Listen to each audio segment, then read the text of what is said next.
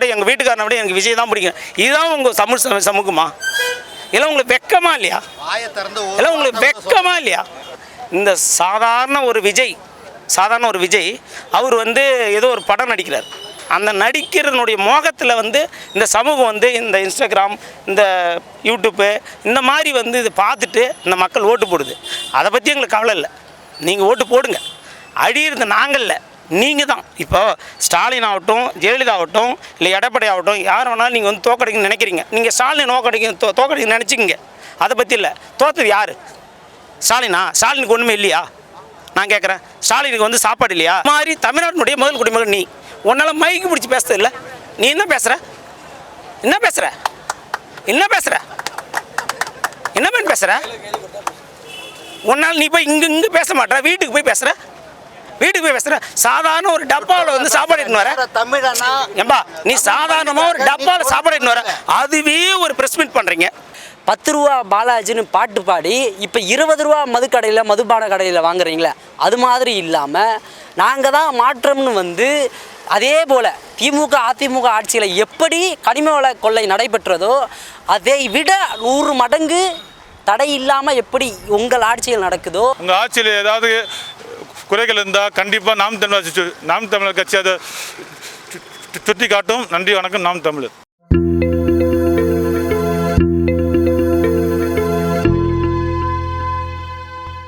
இப்போ வந்து இது வரைக்கும் வந்து விஜய் வந்து ஒரு 4 மீட்டிங் நடத்தியிருக்கார். இந்த 4 மீட்டிங்கில் வந்து பார்த்திங்கன்னா 47 கிட்டத்தட்ட 50 பேர் செத்துருக்காங்க. ஆனால் இந்த அளவுக்கு ஒரு அறிவார்ந்த சமூகம் என் சமூகம் இந்த அளவுக்கு சீர்கட்டு இருக்கிறது வந்து ரொம்ப வருத்தப்படுறேன். இந்த எலெக்ஷன்லேருந்து நான் ரொம்ப வெக்கப்படுறேன். ஏன்னா நீங்கள் வந்து அதிமுகவோ இல்லை திமுகவோ நீங்கள் யாரெல்லாம் வச்சிங்க. அண்ணன் சீமான் வந்து இயற்கையை வந்து பேசுகிறார். நான் வந்து ஏற்கனவே வந்து ஓட்டு போடும்போது திமுக ஓட்டு போட்டேன். அதுக்கப்புறம் வந்து அதிமுக ஓட்டு போட்டேன். ஆனால் வந்து சீமான் வந்து என்ன சொல்கிறாருன்னா அந்த இயற்கை வளங்களை பற்றி பேசுகிறார். ஆனால் நீங்கள் இந்த தமிழ் சமூகம் எந்த அளவுக்கு சீர்கட்டு இருக்கிறது வந்து நீங்கள் வந்து எந்த அளவுக்கு நீங்கள் பார்க்க போகிறீங்க என்ன எனக்கு தெரியவே இல்லை. ஆனால் நீங்கள் வந்து வருங்காலத்தில் வந்து இளைய தலைமுறைகள் இப்போ எனக்கு வந்து ஒரு 35 வயசு ஆகுதுன்னு வச்சுங்க. ஆனால் இதுக்கப்புறம் நான் ஒரு 10 வயசு ஒரு 5 வயசு இருப்பேனா இல்லை 20 வயசு இருப்பேன் எனக்கு தெரியல. ஆனால் இந்த அளவுக்கு வந்து இந்த தமிழ் சமூகத்தை வந்து யார் வழி நடத்த போகிறாங்கன்றதே நம்மளுக்கு தெரியல. ஆனால் நீங்கள் வந்து நடிகர் மத்தியில் சினிமா மோகத்தில் இருக்கிறது வந்து இது வந்து ஆபத்தான ஒரு சமூகமாக மாறி இருக்கு. இந்த அளவுக்கு வந்து நம்ம இதுக்கு முன்னாடி யாருமே வந்து இந்த மாதிரி வந்து யாருமே இந்த மாதிரி ஒரு இக்கட்டான ஒரு சூழலுக்கு தண்டதே கிடையாது. இந்த எலெக்ஷனில் இவர் ஜெயிச்சிட்டார், அதை கூட விட்டுருங்க. இந்த ஜெயிச்சதுனால நீங்கள் அடைஞ்ச பயன் என்ன? இந்த தமிழ் சமூகம் அடைஞ்ச பயன் என்ன? எல்லாருமே வந்து எப்படி சொல்கிறது, இந்த தூய காற்று, தூய நீர், அதாவது வந்து மருத்துவம் எல்லாமே நீங்கள் எதை நோக்கி போகிறீங்க? இந்த சமூகம் எதை நோக்கி போகுது? ஒரு 5 நிமிஷம் பாருங்கள், எதை நோக்கி மட்டும் போகுது பாருங்கள். எல்லாம் சினிமா நோக்கம் தான். இந்த சினிமா நோக்கத்தை பற்றி போகிறதுனால என்ன நீங்கள் அடைஞ்ச பயன் என்ன சொல்லுங்கள்? இதெல்லாம் வந்து உங்களுக்கு வேணால் இப்போதைக்கு வேணால் சந்தோஷமாக இருக்கலாம். ஆனால் வரும் தலைமுறைகள் இந்த இயற்கை வளங்களை பூராமே கொள்ளடித்து ஒழிச்சு கட்டுறது தான் உங்களுடைய நோக்கமே. இதெல்லாம் அப்பட்டமான ஒரு சமூகமாக மாறின்னு இருக்குது. இதை யார் தடுக்க போகிறாங்கன்றதே நம்மளுக்கு தெரியல. அவர் சீமா வந்ததுனால நம்மளுக்கு இதெல்லாம் தெரியுது. அவரை ஒழிச்சு கட்டுன்றது தான் எல்லாருடைய நோக்கமே. இந்த தமிழ் சமூக நோக்கமே என்ன? அவர் என்ன சொல்கிறாரு, ஏம்பா எல்லாத்தையும் ஒழிச்சு கட்டுங்கப்பா, இவர் வந்து சீமா வந்துட்டாக்கா தமிழ் அது அந்த படுகொலை ஈனம் இதெல்லாத்தையும் பேசுவார் அப்படின்னு இவன் வந்து ஒரு கதையை கிரியேட் பண்ணுறான். ஆனால் இவர் சொல்லலைன்னா எங்களுக்கு தெரியவே தெரியாது. இப்போ நாங்களும் படிக்கிறோம், நாங்கள் அம்பேத்கரை படிக்கிறோம், கார்ல் மார்க்ஸை படிக்கிறோம், எல்லாத்தையும் படிக்கிறோம். ஆனால் ஒவ்வொரு நாளும் படிக்கிறோம், ஒவ்வொரு செய்தி படிக்கிறோம், எல்லாத்தையும் படிக்கிறோம். ஆனால் நாங்கள் அடைஞ்ச பயன் என்ன? இந்த சாதாரண ஒரு விஜய் அவர் வந்து ஏதோ ஒரு படம் நடிக்கிறார். அந்த நடிக்கிறனுடைய மோகத்தில் வந்து இந்த சமூகம் வந்து இந்த இன்ஸ்டாகிராம், இந்த யூடியூப்பு, இந்த மாதிரி வந்து இதை பார்த்துட்டு இந்த மக்கள் ஓட்டு போடுது. அதை பற்றி எங்களுக்கு கவலை இல்லை. நீங்கள் ஓட்டு போடுங்க. அழியிறது நாங்கள்ல, நீங்கள் தான். இப்போ ஸ்டாலின் ஆகட்டும், ஜெயலலிதா ஆகட்டும், இல்லை எடப்பாடி ஆகட்டும், யார் வேணாலும் நீங்கள் வந்து தோக்கடிக்கணும்னு நினைக்கிறீங்க. நீங்கள் ஸ்டாலின் தோக்கடிக்க நினச்சிக்கிங்க. அதை பற்றி இல்லை. தோற்றது யார்? ஸ்டாலினா? ஸ்டாலினுக்கு ஒன்றுமே இல்லையா? நான் கேட்குறேன், ஸ்டாலினுக்கு வந்து சாப்பாடு இல்லையா? இல்லை இயற்கை நான் என்ன சொல்கிறேன், இருக்கிற அரசியல்வாதி பூராமே அண்ணன் சீமான் சொன்னதை வச்சு தான் இயற்கை எல்லாத்தையுமே சாப்பிட்றாங்க. நல்லா புரிஞ்சுங்க. இயற்கையில் நீங்கள் எல்லாருமே கவனிச்சிங்க, இயற்கை வளங்களை எல்லாத்தையுமே இயற்கையாக வந்து சாப்பிட்றது எல்லாமே யார்? அரசியல்வாதி கூட சாப்பிட்றாங்க. நீங்கள் எல்லாம் எங்கே சாப்பிட்றீங்க? காலையில் டிஃபன் எடுத்து எங்கே சாப்பிட்றீங்க? வாழையில் சாப்பிட்றீங்களா? வாழையில் சாப்பிட்றீங்களா? வாழையில் சாப்பிடல. பேப்பர் அந்த என்ன பேப்பர், அது பேப்பர் தெரியல, அந்த பேப்பரில் நீங்கள் சாப்பிட்றீங்க, சூடாக சாப்பிட்றீங்க. ஒரு பொத்தான்னு சொல்கிறீங்களா பாக்கெட்டு, அந்த பாக்கெட்டில் அடித்து நீங்கள் சாப்பிடுங்க. நேற்று நான் திரையரங்கு போனேன், அங்கே வந்து ஒரு தராங்க, நான் ஒரு பிள்ளைங்க அழுகுறதுனால வாங்கி கொடுக்குறேன். ஒரே ஸ்மெல் அடிக்குது, அதை நீங்கள் சாப்பிட்றீங்க. நீங்கள் எப்படி சாப்பிட்றீங்க? அப்போது இயற்கையில் வந்து வர்றதை வந்து இங்கே அவாய்ட் பண்ணுறீங்க. அப்போது இருக்கிற அரசியல்வாதி பூராமல் எப்படி சாப்பிட்றாங்க? இயற்கையாக சாப்பிட்றாங்க. நீங்கள் என்ன பாருங்கள், எந்த மீடியா வேணாலும் பாருங்கள், எந்த சினிமா வேணாலும் பாருங்கள். இந்த அளவுக்கு ஒரு சமூகம் வந்து ஒரு சீர்கட்டி போகுதுன்னா எப்படி, எந்த அளவுக்கு நீங்கள் வந்து பார்த்துட்டுருக்கீங்க? நீங்கள் எந்த அளவுக்கு பார்க்குறீங்க? இந்த இளைய தலைமுறைகள், இளைய பெண்கள், இளைய குழந்தைகள் இதெல்லாம் எப்படி சகிச்சுக்கிறீங்க? நான் என்ன சொல்கிறேன், நான் சீமானுக்கு ஓட்டு போடல. சீமான் யார், நான் யார், எனக்கு யாரும் எந்த தொடர்பும் எனக்கு கிடையாது. ஆனால் ஒரு அதாவது என்ன சொல்லுவாங்க, அண்ணா சொன்னார்ல, நீங்கள் வந்து கூத்தாடிக்கிட்ட நாட்டை கொடுத்தாக்கா வந்து குத்தியாக்கிட்ட கொடுத்துட்டு போவீங்கன்னு சொல்கிறீங்க. அதை நிரூபிக்கிறீங்க நீங்கள். அது உண்மையாக 100% நிரூபிங்களா இல்லையா? ஒருத்தன் சொல்கிறான், நாங்கள் வந்து அவங்க பேர் எனக்கு தெரியல, சொல்ல வரல, அவங்க வந்து நான் அவங்க கூட போகிறேன்னு. நீங்கள் என்ன தமிழ் சமூகம்? இந்த சமூகம் இப்படி தான் சீர்கட்டு போகணுமா? நாங்கள் என்ன சொல்கிறோம், எங்களை சீமா வந்து எங்களை விட்டுருங்க. சீமானுக்கும் எங்களுக்கு எந்த தொடர்புமே கிடையாது. நாங்கள் சீமானுக்காக வரல, தமிழ் சமூகத்துக்காக வந்திருக்கோம். ஆனால் இயற்கை வளங்கள், இந்த இயற்கைன்றது வந்து என்னென்னா, இயற்கையில் உங்களால் ஏன் ஹோட்டலில் கூட இலையில போட சொல்லல, சோறு போடல, இலையில சோறு போட முடியல உங்களால். 70 ஆண்டு காலம் அந்த நாட்டை ஆண்டிருக்கீங்க, இலையில சோறு போட முடியல உங்களால். இலையில சோறு போடல, ஓட்டு இல்லை. இன்றைக்கி எப்படி இந்த பேப்பரில் சோறு போடுறீங்க? எப்படி போடுறீங்க ஓட்டு? சோறே போட முடியல உங்களால் இலையில. நீங்கள் எந்த சமூகத்தை உருவாக்க போகிறீங்க? அப்போ சினிமா முகத்தில் தான் இருக்கீங்களா? சினிமா தான் உங்கள் வாழ்க்கையா? கொள்கை எல்லாமே வாழ்க்கையா? என்னை விட என் மனைவி சொல்கிறேன், என்னை விட எங்கள் வீட்டுக்காரனை விட எனக்கு விஜய் தான் பிடிக்கும். இதுதான் உங்கள் சமூகமா? இல்லை உங்களுக்கு வெக்கமா இல்லையா? இங்கே பாருங்க, எனக்கு பேசவே தெரியாது. ஆனால் உன்னால் நீ ஒரு தமிழ்நாட்டினுடைய முதலமைச்சர், நீ தமிழ்நாட்டினுடைய முதலமைச்சர். எப்படி இந்தியாவினுடைய முதல் குடிமகன் வந்து குடியரசுத் தலைவர் அப்படியோ, யார் இப்போ இருக்காங்கள்ல, இப்போ அவங்க பேர் என்னது, திரௌபதி முர்மு, அது மாதிரி தமிழ்நாட்டினுடைய முதல் குடிமகன் நீ. உன்னால் மைக்கு பிடிச்சி பேசுறது இல்லை. நீ என்ன பேசுகிற?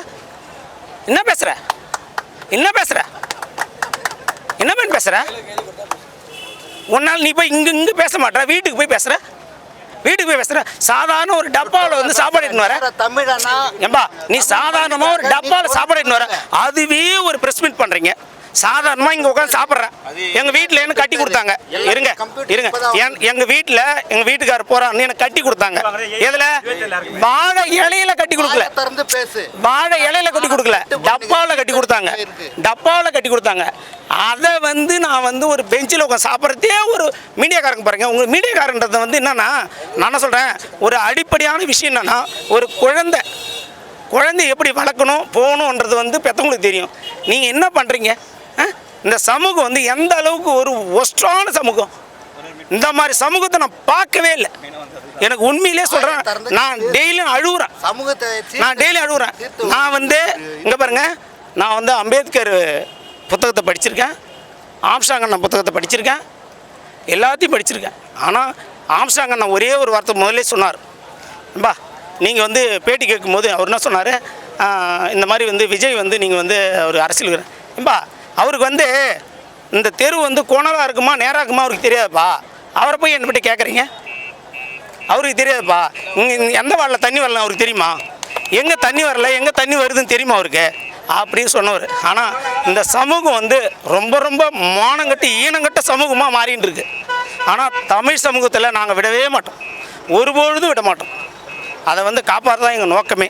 நாங்கள் ஒவ்வொரு நாளும் சொல்லுங்கள் சார். நானாக கேட்குறேன், இப்போ வந்து ஜெயித்தாங்க யார்? இப்போ இவர் வந்து ஜெயிச்சிட்டார்.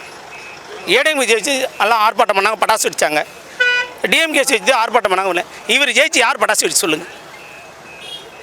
இந்த சமூகம் யாரையும் இவர் ஜெயிச்ச பிறகு யாரையும் வந்து ஒரு மகிழ்ச்சியை கொண்டாடவே இல்லை அப்படின்னு பத்திரிகை செய்தி வருது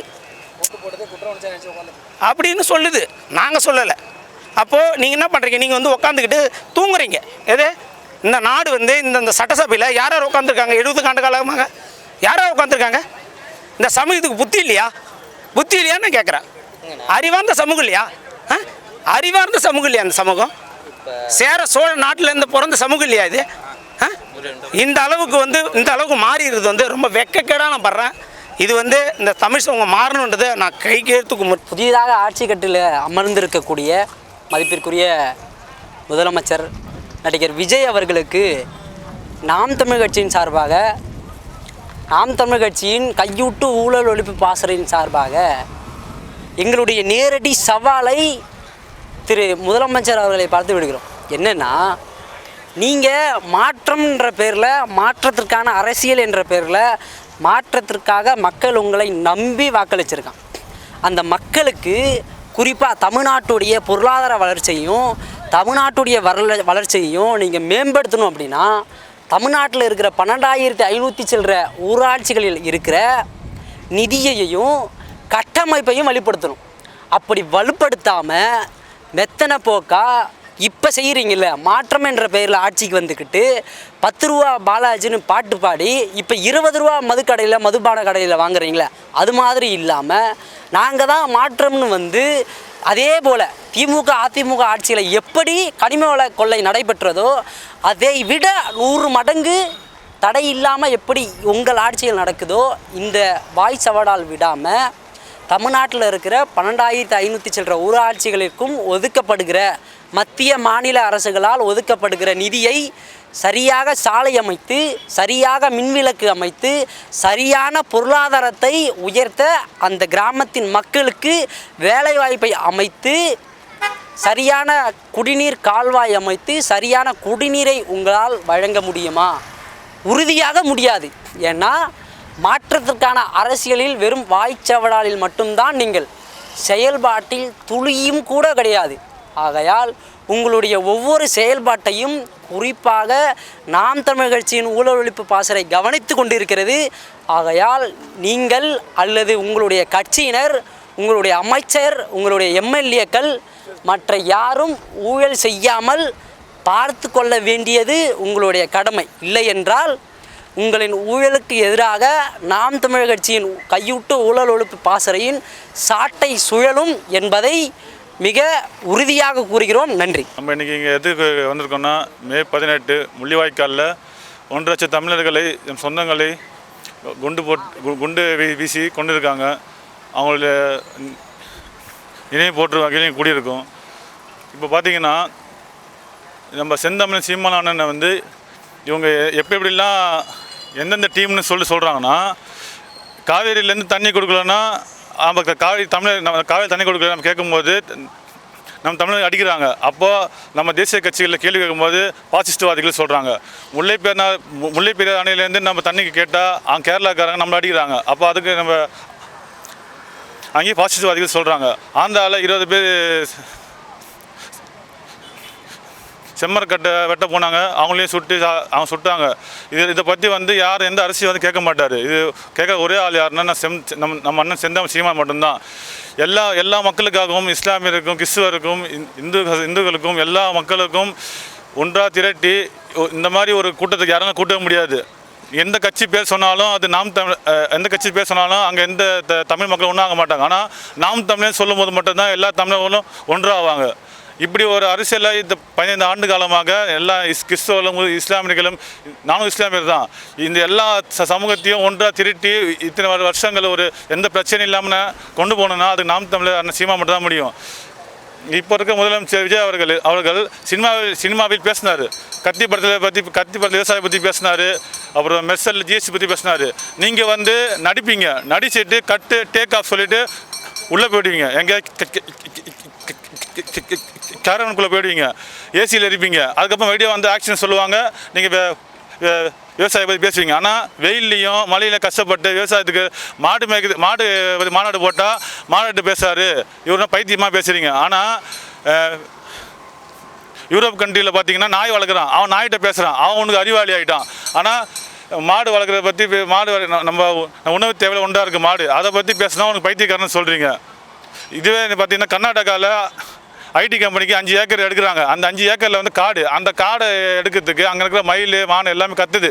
அங்கே மக்கள் சொல்கிறாங்க, இந்த சவுண்டு கேட்டால் எங்களுக்கு வந்து அந்த மிருகமே எங்கிட்ட பேசுது, இங்கே இருக்க எடுக்க வேணாம் சொல்லுது அப்படி சொன்ன மிருகம் பேசுது. அப்போது ஒரு வாயிலா ஜீவனுக்காக பேச ஒரே ஆள் யாருன்னா சீமா மட்டும்தான். அது ஏன் நீங்கள் விளக்கமாக பார்க்குறீங்க? எல்லா விஷயத்துலையுமே போராடுறாரு. மாடுகளுக்கு இந்த போராட்டம் பண்ணார். அப்புறம் கடலுக்கு குப்பை கொட்டுறாங்க, அதுக்காக போராடுறாரு. மரத்தை வெட்டுறாங்க, எல்லா மரமும் வெட்டி இன்னைக்கு காற்று மாசுபட்டுருக்கு. எல்லாத்துக்காக போகிற ஒரே ஆளாக சீமா மட்டும்தான். இன்றைக்கி அவரை ஒதுக்கிட்டு நீங்கள் எப்படின்னா ஒரு கவர்மெண்ட் வேலைக்கு ஒரு இளைஞர் போகிறான், கஷ்டப்பட்டு படித்து அவன் எழுதிட்டு எந்த ஒரு தகுதி இல்லாமல் ரெக்கமெண்டேஷனில் எப்படி ஒருத்தர் உள்ளே வருவானோ அந்தமாரி விஜய் வந்து நான் எல்லாத்தையும் விட்டுட்டு வந்தேன் சொல்லிவிட்டு அந்த 30 வருஷம் நடிச்சிங்க பார்த்தீங்களா, அந்த பிரபலத்தை விடாமல் வந்திருக்கீங்க, அந்த ரசிக பட்டாளத்தை விடாமல் வந்திருக்கீங்க. அதையும் விட்டுட்டு நீங்கள் வந்திருக்கணும். அதை விட்டுட்டு வந்துட்டு நீங்கள் மக்களுக்காக களத்தை நின்று போராட்டம் பண்ணி நீங்கள் ஜெயிச்சிருந்தீங்கன்னா உண்மையான வெற்றி. இது வந்து தமிழ் தேசியத்துடைய வெற்றியை தான் நீங்கள் இப்போ உங்கள்கிட்ட வந்திருக்கு, புரியுதுங்களா? அதனால் நீங்கள் எங்கள் ஆட்சி நடத்துங்க. உங்கள் ஆட்சியில் ஏதாவது குறைகள் இருந்தால் கண்டிப்பாக நாம் தமிழர் கட்சி அதை சுட்டி காட்டும். நன்றி, வணக்கம். நாம் தமிழர் சிறப்பாக இருக்கு. இதுமாதிரி வர மட்டும் நினச்சாங்க. ஆனால் பழைய மாரி கூட்டம் வந்திருக்காங்க. ஆனால் எந்த ஒரு சோர்வும் கிடையாது. நல்ல ஒரு இதால் தான் இருக்காங்க.